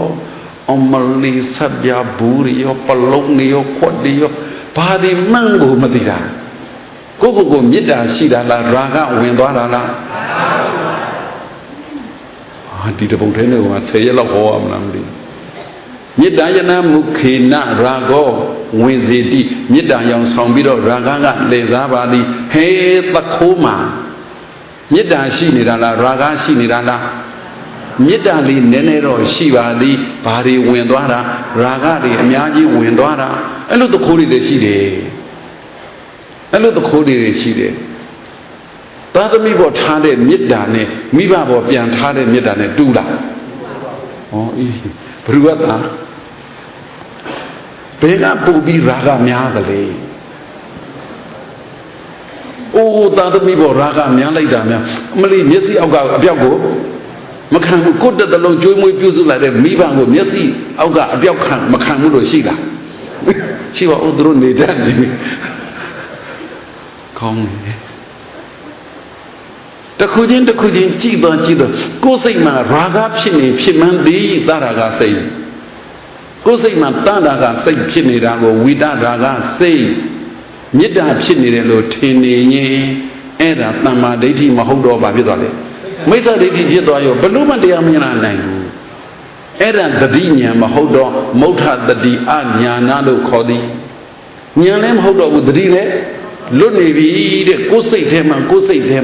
ရာဂဖြစ်နေဖြစ်တာသိလိုက်စမ်းမှာမေတ္တာဖြစ်တာ ਨੇ သိလိုက်စမ်းမှာပြောပြီးမေတ္တာဝိဟာရီသောဘိက္ခုပတ္တနောဗုဒ္ဓသာသနေတကယ်တမ်းကြတော့ဘုရားအဆုံးအမလေးဟုသောသီလသမာဓိပညာသိက္ခာ3ညာအဆုံးအမအကျင့်မြတ်တွေကိုပတ္တနောကြည်ညိုပါပြီသီလဆိုတာလည်းကုသိုလ်ပါပဲသမာဓိဆိုတာကုသိုလ်ပါပဲပညာဆိုတာကုသိုလ်ပါပဲတနည်းပြောရင်ကုသိုလ်ဖြစ်ကြောင်းတရားတွေပါတကယ်မေတ္တာရှိလာရင်ကုသိုလ်ကိုဘာဖြစ်လဲကြည်ညိုလာပြီကုသိုလ်ကိုသဘောကျလာပြီကုသိုလ်ကိုတန်ဖိုးထားလာပြီအဲ့ဒါမေတ္တာပဲပြောခဲ့ပြီးသားမေတ္တာနဲ့သာသွားကုသိုလ်ကြီးပဲလုပ်ပြီးတယ်ဘယ်သူဖြစ်ရာဂနဲ့သာသွားအကုသိုလ်ဖြစ်အောင်ကိုယ်လည်းလုပ်ပြီးတယ်သူများလည်းအကုသိုလ်ဖြစ်အောင်လုပ်ပြီးတော့တာပဲဒီမေတ္တာနဲ့ရာဂနဲ့ကဟောလို့လည်းမကုန်နိုင်ဒါတော့စာလို့ပြီးလို့ပြောရင်တော့ research လုပ်လို့ရတာစာတမ်းပြုစုလို့ရကိုယ်စိတ်ထဲမှာပေါ်လာသမျှတရားတော်တွေကိုထည့်ပြောနေတာစိတ်ဒေနနိယတိလောကောစိတ်ဒေနပฏิကတ္တိစိတ်တတဧကဓမ္မတံတံဘေဝဝတမနဝကုရှိတယ်နော်စိတ်ဒေနနိယတိလောကောလောကကြီးကိုစိတ်ကဆောင်းနေတာစိတ်ဖြစ်ခြင်းတိုင်းဖြစ်တယ်ဟိဟောခဲ့ပူပါတယ်ဒါလေစိတ်ဒေနနိယတိလောကောစိတ်ဒေနပฏิကတ္တိစိတ်ကသာဆွဲခေါ်နေကြတာဘာဖြစ်ခြင်းလဲစိတ်ကမြေချိုးမိုးပြတ်ခြင်းလည်းဖြစ်တာပဲဟုတ်လားစိတ်ကမြေချိုးမိုးပြတ်ခြင်းလည်းဖြစ်တာအကုန်ဖြစ်တာမယ်အကုန်ဖြစ်တာပဲစိတ်ကငရဲသွားခြင်းလည်းဟောသွားခြင်းလားပိဋကဖြစ်ခြင်းလားဒီပါဟောမထဲဟောမယ်လားစိတ်ဒေနနိယတိလောကောစိတ်ဒေနပฏิကတ္တိစိတ်တတဧကဓမ္မတံတံဘေဝဝတမနဝကုဒီတခုရီသောစိတ်ဆိုတဲ့တရားနောက်ကိုလောကကြီးအလုံးကလိုက်နေရတာအဲ့ဒါဟောပြလိုက်တဲ့တရားရတော်တဲ့ပုဂ္ဂိုလ်တွေတပုံကြီးဒါနဲ့စကလုံးပြောင်းပြီးဘုရားရှင်ကိုရမြတ်ကြီးဟောတာရှိတယ်စိတ်ဒေနနိယတိလောကောတဏှာယနိယတိလောကောစိတ်တတစိတ်ဒေနနိယတိလောကောစိတ်တတပฏิကတ္တိတဏှာယပฏิကတ္တိစိတ်တတဧကဓမ္မတတဏှာယဧကဓမ္မတသဗ္ဗေဝဝတမနဝကုစိတ်နောက်ကိုတတ္တဝါတွေလိုက်နေကြရတယ်လို့တဏှာနောက်ကိုလည်းတတ္တဝါတွေလိုက်နေကြရတယ်ဟုတ်လားတဏှာနောက်ကိုလိုက်ရင်ဘယ်ရောက်မယ်ငရဲတိရစ္ဆာန်ပိဋ္ဌအတူတကယ်ရောက်မယ်အဲ့ဒါဆိုရင်ဒီလိုလေးပြင်ထည့်လိုက်ဘုရားရှိခိုးရမြတ်ကြီးနီးပြခဲ့တာပဲနော်စိတ်နောက်ကိုလောကကြီးလိုက်နေတယ်စိတ်ကလောကကြီးကိုဆွဲဆောင်တယ်တဏှာကလောကကြီးကိုဆွဲဆောင်တယ်တဏှာနောက်ကိုစိတ်အကုန်လုံးကလိုက်နေရတယ်လို့ထဲ့တိုင်းမေတ္တာယနိယတိလောကောမေတ္တာယပฏิကတ္တိမေတ္တာယဧကဓမ္မတသဗ္ဗေဝဝတမနဝကုမေတ္တာနောက်ကိုတတ္တဝါတွေဘာလုပ်တာလိုက်တာပဲနော် မောပေါက်လာမလို့ခုပြောတာဟေးမေတ္တာရှိတဲ့ပုဂ္ဂိုလ်များပထမဇန်ဒုတိယဇန်တတိယဇန်သရုဋ္ဌဇန်တတိယဇန်သရုဋ္ဌဇန်ရတယ်ကွယ်ဟုတ်လားတတိယဇန်သရုဋ္ဌဇန်စီအိုးရူပပြမာတွေဟေးရောက်သွားပြီဘသူကဆွဲခေါ်သွားတာမေတ္တာကဆွဲခေါ်သွားတာကောင်းတဲ့ဒုက္ခတိရောက်အောင်မေတ္တာကဆွဲခေါ်တယ်တဲ့ဆိုးတဲ့ဒုက္ခတိရောက်အောင်ရာဂကဆွဲခေါ်တယ်အဲ့ဒါပဲဒီတရားတော်တွေကိုရှင်းရှင်းဟောလို့ကတော့ဘယ်ကုန်နိုင်မှာတော့အဲ့တော့မိမိတို့တန်တန်မှာမေတ္တာအဖြစ်ခံရင်ဒုက္ခတိကိုဆွဲခေါ်သွားပြီရာဂအဖြစ်ခံရင်ဒုက္ခတိကိုဆွဲခေါ်သွားပြီဒါဟောတာနဲ့ပဲအချိန်ကအကုန်လုံးနားရှုံတော့ခုပြောတာကိုယ်တန်တန်မှာမေတ္တာရှိမရှိကြည့်ရမယ်ကိုယ်တန်တန်မှာရာဂရှိမရှိကြည့်ရမယ်တဏ္ဍာကစိတ်ဓာတ်ဖြစ်ကြည့်ရှိမရှိကြည့်ရမယ်ရာဂဖြစ်ဘူးတဲ့ပြန်မြင်နေလေမေတ္တာဖြစ်ဘူးတဲ့ပြန်မြင်နေကိုပြန်ကြည့်နေတဏ္ဍာကစိတ်ဓာတ်ဝိတရာဂစိတ်ဓာတ်အိုးဒါတွေကုန်ပြန်ပေါ်တာပေါ့အဲ့နာကိုစိတ်ဓာတ်နုပတနာနည်းနဲ့တရားအထုတ်တယ်လို့ခေါ်သည်အေးပြောခဲ့ပါတယ်မေတ္တာဝိဟာရီသောဘိက္ခုပတန်တော်ဗုဒ္ဓသာနဲ့မေတ္တာရှိလာရင်သီလသမာဓိပညာကိုကြည်ညိုလာတယ်သီလပဲလုပ်ပြီးတော့တယ်သမာဓိပဲလုပ်ပြီးတော့တယ်ပညာပဲလုပ်ပြီးတော့တယ်ကိုမေတ္တာရှိတဲ့သူကိုဟဲဒီလူဘုံမှာမေတ္တာရှိဒီလူကိုသီလဘို့လုံစေခြင်းတာဒီလူအကြောင်းပြုပြီးကိုယ်ကလည်းသီလဘို့လုံလာတယ်ဒီလူကိုမေတ္တာရှိရင်ဒီလူကိုသမာဓိရှိစေခြင်းတာကိုယ်တိုင်လည်းဒီလူအကြောင်းပြုပြီးသမာဓိစိတ်အေးသည်ကိုယ်တိုင်မေတ္တာနဲ့ကျင့်သုံးပြီးမေတ္တာရှိနေတဲ့ပုဂ္ဂိုလ်ဆိုရင်ဒီလူကိုအကြောင်းပြုပြီးဒီလူကိုအကြောင်းပြုပြီးတော့ပညာတွေတိုးစေသည်ကိုယ်တိုင်နဲ့ဒီလူအကြောင်းပြုပြီးတော့ကိုယ်တိုင်နဲ့ပညာတိုးစေသည်အဲ့ဒါသီလသမာဓိပညာဒီသိက္ခာ၃ရပ်အကျင့်များဟာကုသိုလ်ဖြစ်ကြောင်းနေတယ်အဲ့ဒါတွေတိုးလာရင်ကိုယ်တဏ္ဍာမှာမေတ္တာရှိတယ်ရာဂမဟုတ်ဘူးသိတော့သိတာပါတယ်ကွယ်ကိုယ့်ဟာကိုယ်ကြိုက်လို့တာသဘောကျလို့တာမေတ္တာနဲ့ရာဂနဲ့ခွဲမရတာမေတ္တာကလည်းပိယဘာဝကိုနှစ်သက်တယ်ရာဂကလည်းပိယဘာဝကိုနှစ်သက်တယ်ပိယဘာဝဆိုချစ်စရာကောင်းတာပေါ့မေတ္တာကလည်းချစ်စရာကောင်းတာကိုနှစ်သက်တယ်တဲ့ရာဂကလည်းချစ်စရာကောင်းတာကိုနှစ်သက်တယ်ဒီချစ်စရာကောင်းတာလေးနဲ့တွေးအောင်ကြုံအောင်ဖြစ်အောင်ရာဂကတော့အကုသိုလ်လုပ်ပြီးတော့မှယူမှာပဲဒီပိယဘာဝဖြစ်အောင်ရအောင်ကြုံအောင်မေတ္တာကြတော့ဘာလုပ်မလဲကုသိုလ်ရအောင်သီလနဲ့ယူပါသည်သမာဓိနဲ့ယူပါသည်ပညာနဲ့ယူပါသည်အဲ့ဒါမေတ္တာနဲ့ရာဂနဲ့ကြွားချမှုဒါအပြင်ကြွားချတာပြောလိုက်အောင်မည်မေတ္တာဝိဟာရီသောဘိက္ခုပတန်တော်ဗုဒ္ဓသာသနိအဓိကိစေပဒံတန်တံသင်္ခါရူပသမံဒုက္ခံသင်္ခါရချုပ်ငြိမ်းရဖြစ်တဲ့နိဗ္ဗာန်ကိုမဲ့ညာဖွညာနဲ့နိဗ္ဗာန်ပြုတဲ့မေတ္တာရှိတဲ့သူကရာဂလို့ခေါ်တဲ့တဏှာလောဘရှိတဲ့လူကသင်္ခါရူပသမံမဖြစ်နိုင်နိဗ္ဗာန်မရောက်နိုင်ဘူးလေဘာဖြစ်လို့တုံးဆိုတော့ရာဂတဏှာလောဘဆိုတဲ့ဒီလောဘဆိုတဲ့တတ္တိဟာယုံနာဓမ္မသင်္ခါရတွေကိုမြဲတယ်ပဲထင်တယ်မမြဲဘူးလို့မမြင်ဘူးလေမြဲတယ်ပဲထင်တယ်မမြဲဘူးလို့မမြင်ဘူးလေတကယ်မေတ္တာရှိတဲ့အခါကျတော့ဥမြိုင်ကြီးသေးပြီတော့ကရောက်သေးလားဘာသဘောမြင်လိုက်လို့မမြဲတဲ့သဘောမြင်လိုက်တာဟာရာဂရှိလို့လားမေတ္တာရှိသွားလို့လားမေတ္တာရှိသွားတဲ့အခါမှာမေတ္တာရဲ့အာယုံကမြဲတာခိုင်တာတော့မဟုတ်ပါဘူးမမြဲတာမခိုင်တာလည်းမဟုတ်ဘူးပြောချင်တာကမေတ္တာလေးရှိတဲ့အခါမှာရာဂမရှိဘူးရာဂလောဘတဏှာမရှိတဲ့အခိုက်မှာမြင်သမျှသင်္ခါရတွေရဲ့မမြဲတော့တဲ့သဘောကိုမြင်တာဆင်းရဲတဲ့သဘောကိုမြင်တာအစိုးမရတဲ့သဘောကိုမြင်တာမေတ္တာရှိမှသာအဲ့ဒီအမြင်မျိုးလေးတွေပေါ်နိုင်တာဟုတ်လားလောဘဆိုတာကဘာသင်္ခါရပဲသင်္ခါရလည်းမမြင်ပါဘူးကွယ်လောဘဆိုတာသင်္ခါရအကြောင်းကိုဖြစ်နေတဲ့တရားမှန်သမျှကိုမြဲကျင်တာဒေါသဆိုတာကသင်္ခါရအကြောင်းပြုပြီးဖြစ်နေတဲ့တရားမှန်သမျှကိုကောင်းကျင်တာမောဟဆိုတာကသင်္ခါရမှန်သမျှသင်္ခါရအကြောင်းပြုပြီးတော့ဖြစ်နေတဲ့မှန်သမျှတွေကိုဘာကမှမသိတာမေတ္တာလေးရှိတော့တဲ့အခိုက်မှာလောဘဝင်သေးလားဒေါသဝင်သေးလားမောဟဝင်သေးလားမဝင်တော့သူဘာဝင်တော့တရားတရားဝင်သွားတယ်မေတ္တာလည်းဝင်သွားပြီတရားလည်းဝင်သွားပြီတဲ့တကယ်ပြောရင်တရားခေါ်လို့ပညာပါလိုက်လာတယ်ပြောလိုက်ကြစို့ တရားခေါ်လို့ပညာပန်လိုက်တာတဲ့ရာဂနောက်ကလိုက်လာတဲ့တရားမျိုးဆိုရင်ဆိုးတဲ့ပဲရောက်သွားမှာပေါ့မေတ္တာရှိတဲ့အတွက်ရာဂကိုပယ်ခဲ့ပြီတရားလေးဖြစ်သွားပြီမေတ္တာရောတရားရောသီလသမာဓိပညာတွေသဘောကျကြည်ညိုမှတော့တန်တန်မှသီလလည်းရှိပြီသမာဓိလည်းရှိပြီပညာလည်းရှိပြီအဲ့ဒီလိုရှိတဲ့အချိန်မှာပင်ကိုမူလကလေးကိုကဒီမေတ္တာဆိုတာဒီတတ္တဝါပညာတွေကိုမေတ္တာရှိပါသည်မြဲရမယ်ဆိုတဲ့ရာဂစိတ်မျိုးမရှိဘူးမြဲရမယ်ဆိုတဲ့လောဘစိတ်မျိုးမရှိဘူးတဲ့မြဲရမယ်ဆိုတဲ့တဏှာစိတ်မျိုးလည်းမရှိဘူးတဲ့မရှိဘူးတဲ့ဒီယုံနဲ့ဓမ္မသင်္ခါရတွေကိုသီလသမာဓိပညာရှိလို့မြင်ပြီးပင်ကိုယ်ကလေးကိုကဒီမေတ္တာဆိုတာဒီ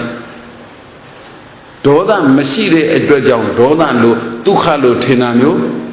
မရှိတော့ဘူးတဲ့ဒုက္ခလက္ခဏာတွေအကုန်မြင်ကုန်တယ်တဲ့မောဟတို့အနတ္တဆိုမောဟကိုအနတ္တမမြင်နိုင်တဲ့သဘောအတ္တကြီးအစွဲကြီးတဲ့သဘောမျိုးလေ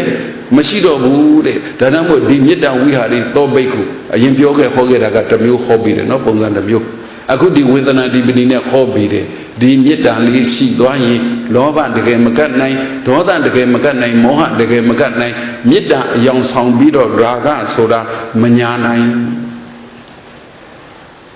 ကိုယ်စိတ်ကိုရာဂကမေတ္တာရောင်ဆောင်ပြီးလှဲ့သလားဆိုရင်အပူရှိရင်လှဲ့နေတာပဲအကုသိုလ်တွေလုံနေလှဲ့နေတာပဲအကုသိုလ်တွေလုံနေလှဲ့နေတာပဲတရားတရားထပ်မတိုးရင်လည်းလှဲ့နေတာပဲမြဲခြင်းနဲ့ခိုင်ခြင်းနဲ့ချမ်းသာခြင်းနဲ့ကိုယ်စိုးကိုယ်ပိုင်ခြင်းနဲ့အဲ့ဒါဆိုရင်ဗာလဲလှဲ့နေတာပဲရာဂကမေတ္တာရှိရင်ဘု து ကိုပိုင်ခြင်းနဲ့ဆိုတာမရှိဘု து ကိုဆိုင်နေတယ်ဆိုတာမရှိမေတ္တာရှိရင်ငါပြောတာလုံးငါခိုင်းတဲ့အတိုင်းလုံးငါပြောသလိုလုံးငါစိတ်ထဲရှိတာမျိုးကိုအကောင့်ထဲပေါ်ပြီးလုံးလို့မလာပါလေဟုတ်လားမေတ္တာဆိုတာစကားကမေတ္တာစကားကကိုမေတ္တာရှိတဲ့အတိုင်းပြောပြီးတဲ့စကားပဲသူကောင်းအောင်ကုသိုလ်လုပ်အောင်မေတ္တာအလုပ်ဆိုတာကလည်းကာယကမေတ္တာအလုပ်ဆိုတာကလည်းသူ့ကိုတတ်နိုင်တဲ့ညကောင်းအောင်သီလသမာဓိပညာတိုးအောင်ပါဖြစ်လေလုပ်ပေးတာပဲဒီမေတ္တာဆိုတဲ့မနောကံကလည်းပဲသူ့ကိုကောင်းစေခြင်းနာမျိုးစိတ်လေးထားမိတာပဲတကယ်တည်းကျတော့ငါပြောတာလုံးငါလုတ်ခိုင်းတာလုံးကိုငါစိတ်ထဲဖြစ်ခြင်းလို့လုံးလို့အဲ့လိုတခုမှမပါဘူးတဲ့ဒီတိုင်းဆိုရင်အိမ်မှာနေတာမေတ္တာရှိတာများလားရာဂဖြစ်တာများလားဩဒါပေမဲ့အိမ်မှာနေတော့အေးလားပူလားကံမြင့်လာမှာမိုးမီလို့ပေါ့ဒီကြစနတာအရေးကြီးတယ်မေတ္တာရှိရင်သိခံနိုင်သွားတယ်မေတ္တာရှိရင်စိတ်ထဲပေါ်တာတွေကိုပြောမှကွယ်တရားတော့ဟုတ်လားမေတ္တာရှိရင်သိခံတယ်ဆိုတာဘလို့သိခံတာလဲမေတ္တာရှိတယ်ဆိုတာဘလို့ရှိတာလဲနှစ်ခုတွဲပြီးပြောလိုက်ရင်မေတ္တာရှိလို့သိခံနိုင်သည်ရှိတော့စာထဲကပြောပါပြီမလုတ်တဲ့ဟာကိုမလုတ်သောအဖြစ်သိခံပါသည်လုတ်တဲ့ဟာကိုလုတ်သောအဖြစ်သိခံပါပြီဘလို့အရသာရှိလို့သူတို့တော့မသူတို့ပြောရတာအရသာရှိတာလောကမှာသိခံတယ်ဆိုရင်ငုတ်တုတ်ကြီးငြိမ်နေတာကိုသိခံတယ်ခေါ်နေတာဒါအသိဉာဏ်ပညာနဲ့သိခံတာမဟုတ်ဘူးဘာနဲ့သိခံတာမေတ္တာနဲ့သိခံတာလေးကိုပဲဘလို့အရသာရှိတော့မေတ္တာနဲ့သိခံနိုင်တယ်ဆိုတော့လုတ်ပေးစရာရှိလုတ်ပေးတဲ့ဟာကိုလုတ်ပေးလိုက်တာပဲတဲ့မလုတ်ပေးတဲ့ဟာကိုမလုတ်ပေးဘူးတဲ့အဲ့ဒါမေတ္တာပဲတဲ့အဲ့ဒါမေတ္တာနဲ့သိခတ်တာပဲတဲ့ကိုယ်သားသမီးတွေကိုအလိုလိုက်ပြီးမေတ္တာရှိတာဟာမလုတ်တဲ့နာကိုလုတ်နေရင်မေတ္တာမဟုတ်တော့ပါလေရာဂကိုဒီလိုလေးလုတ်ပေးမှတစ်ချိန်ချင်းငါပြောရင်ရမယ်လို့ထင်တာနော်ကိုဒီလိုလေးအလိုလိုက်ပေးမှမလုတ်တဲ့နာတွေလည်းလုတ်ပေးလုတ်တဲ့နာတွေလည်းမလုတ်ပေးနဲ့အဲ့လိုမျိုးလေးအလိုလိုက်မှသာငါအသက်အရွယ်ကြီးရင်ပြန်ပြီးတော့ငါပေါ်ကောင်းရလိမ့်မယ်ဆိုတာအဲ့ဒါပါလေရာဂမေတ္တာကအဲ့လိုမဟုတ်ပါလေမလုတ်တဲ့နာလုတ်ကိုမပေးဘူးတဲ့လုတ်တဲ့နာဆိုရင်လုတ်ပေးတယ်တကယ်ပြောရင်မလုတ်တဲ့နာကအကုသိုလ်ဖြစ်တဲ့လုတ်ကိုမပေးဘူးတဲ့လုတ်တဲ့နာကကုသိုလ်သူတော်ကောင်းတွေအတွက်လုတ်တဲ့နာကကုသိုလ်နဲ့ပတ်သက်ရင်တော့ဟေးဒီအမေဖေမေတ္တာတကယ်ရှိရင်ကုသိုလ်နဲ့ပတ်သက်ရင်သာသမီအကုန်လုပ်ပေးတယ်ဒီသာသမီမိဘကိုမေတ္တာရှိရင်ကုသိုလ်နဲ့ပတ်သက်ရင်တကယ်လုပ်ပေးတယ်မေတ္တာနဲ့သိခန္ဓာဒီပလျင် သိခဏနဲ့ဆိုတာငြိမ်းနေတာလားဘာလို့လှုပ်တဲ့နာကိုလှုပ်ပြီးတယ်မလှုပ်တဲ့နာကိုမလှုပ်ပေးဘူးအဲ့ဒါမေတ္တာရှိတာပဲသိခဏပဲတဲ့မလှုပ်တဲ့နာတွေကိုလှုပ်ပေးနေပြီလှုပ်တဲ့နာတွေကိုမလှုပ်ပေးဘူးဆိုရင်အဲ့ဒါရာဂအလွန်ပူပါသည်ဝိပဿနာနဲ့နီးနဲ့အထုတ်တော့ကတော့စောစောကပြောသလိုပဲမိမိတန်တန်မှာတာရာဂစိတ်ဖြစ်သလားဝိဒရာဂစိတ်ဖြစ်သလားတနည်းပြောပါဆိုကိုယ်စိတ်မှာကိုယ်ရာလောဘဖြစ်ခဲ့တာတွေပြန်ပေါ်တယ်မေတ္တာဖြစ်ခဲ့တာတွေပြန်ပေါ်တယ်ဒါတွေပြန်ပေါ်လို့ထင်ထင်ရှားရှားမြင်တဲ့အခါမှာသတိဉာဏ်မရှိဘူးလားအဲ့ဒီသတိဉာဏ်ဒီသတိကတော့ကြည်ပညာကိုအမှန်ရတဲ့သတိရှိသည်ပရမတ်သဘောကိုအမှန်ရတဲ့သတိရှိသည်အဲ့ဒီပေါ်မူတည်ပြီးတော့ပညာကလည်းပဲပညာကိုအမှန်ရတဲ့သတိပေါ်မူတည်ပြီးတော့သမထနဲ့ဆိုင်တဲ့ပညာဉာဏ်တွေပေါ်မြင်ပရမတ်ရဲ့သဘောကိုမှတ်မိတဲ့သတိအကြောင်းပြုပြီးတော့တွဲလာတဲ့ပညာကြတော့ပရမတ်ရဲ့သဘောတွေကိုအနိစ္စသဘောဒုက္ခသဘောအနတ္တသဘောကိုမြင်သွားပြီအဲ့ဒါကိုဝိပဿနာဉာဏ်လို့ခေါ်တာသမထလည်းဖြစ်နိုင်တဲ့ဝိပဿနာလည်းဖြစ်နိုင်တဲ့မေတ္တာကိုပြောနေတာပါမေတ္တာစိတ်ရှိသွားတဲ့အတွက်လောဘဒေါသမောဟတွေယော့ပြီးတော့ဒီဘက်ကသတိဉာဏ်တွေကတက်လာအားတွေကောင်းလာရင်ဒီယုတ်ဒီနံဒီခန္ဓာတွေကိုမျက်ဝန်းထင်တဲ့ဝိပဿနာဉာဏ်နဲ့မြင်တော့တာဒါမှမဟုတ်လို့ရှိတယ်ဒီပုံမှန်တန်အစဉ်စတဲ့ပညာတတ်မှတ်ချက်တွေကိုမေတ္တာစိတ်လောဘဒေါသမောဟကင်းရှင်းပြီးတော့မေတ္တာစိတ်တန်နဲ့ဘာလို့တော့တာလဲမြင်တော့တာတဲ့ဟိုဘက်ကပထမဇန်ဒုတိယဇန်တတိယဇန်သရုဋ္ဌဇန်စီသွားတယ်ပိစကနီးနဲ့ဆိုသရုဋ္ဌဇန်ပေါ့သရုပ်ကနီးနဲ့ဆိုရင်တတိယဇန်ပေါ့ဘာပဲဖြစ်ဖြစ်မေတ္တာကဟိုဘက်ကသမထကတက်သွားတယ်လို့ဒီဝိပဿနာကလည်းပဲမေတ္တာစိတ်ကလေးရှိသွားရင်လောဘဒေါသမောဟမကတ်တော့ဘူးလောဘဒေါသမောဟမကတ်တော့ရင်လောဘကထင်တဲ့အနိစ္စမျိုးမမြင်တော့မထင်တော့ဘူးဒေါသကထင်တဲ့ဒုက္ခမျိုးလည်းမထင်တော့ဘူးမောဟကထင်တဲ့အနတ္တအတ္တမျိုးလည်းမထင်တော့ဘူးတဲ့အနိစ္စကိုမြင်သွားနိုင်ဒုက္ခကိုမြင်သွားနိုင်အနတ္တကိုမြင်သွားနိုင်တဲ့ဉာဏ်ဒီဒီမေတ္တာကြောင့်ပေါ်လာပါတယ်ဒီသတိကြောင့်လည်းပေါ်လာပါတယ်ကေတနာကြီးကျော်ပြီအဲ့တော့ကိုယ်တန်တန်မှာမေတ္တာရောင်ဆောင်ပြီးတော့ရာဂလို့ခေါ်တဲ့လောဘတဏှာကမလဲ့စားဖို့အရေးကြီးပါတယ်တဲ့အဲ့ဒါလို့မလဲ့စားတဲ့လှည့်စားတယ်ဆိုတာဒီလိုငြိမ့်ထိုင်ုံနဲ့တော့မရဘူးမိုးလင်းကနေမိုးချုပ်သွားရင်လာရင်နေရင်ထိုင်ရင်ကိုယ်စိတ်မှာမေတ္တာဖြစ်သလားရာဂဖြစ်သလားမေတ္တာဖြစ်သလားရာဂဖြစ်သလားလို့အမြဲစီစစ်နိုင်ရင်အဲ့ဒါသတိဉာဏ်နဲ့စီစစ်တာအဲ့ဒါဝိရိယနဲ့စီစစ်တာပဲအဲ့ဒါလို့စီစစ်နိုင်ရင်တမာတိရှိမှစီစစ်တာပဲတဲ့တကယ်အဲ့ဒါလို့စီစစ်နိုင်လို့ရှိရင်နိဗ္ဗာန်ရောက်တယ်လို့ယုံကြည်တဲ့တရားဝရိယတတိသမာဓိပညာတွေမိမိတို့တဏ္ဍာမှာကိန်းအောင်တိုးတက်ကြီးဝါလာသဖြင့်ပြုသမျှကုသိုလ်ပြောသမျှကုသိုလ်စိတ်ကူးသမျှကုသိုလ်ဖြစ်ပြီးကုသိုလ်ကပေးတဲ့ကောင်းကျိုးချမ်းသာတွေစံစားခံစားပြီးနိဗ္ဗာန်ကိုစံဝင်နိုင်တဲ့သူတော်ကောင်းတွေဖြစ်ကြပါစေကုန်သတည်း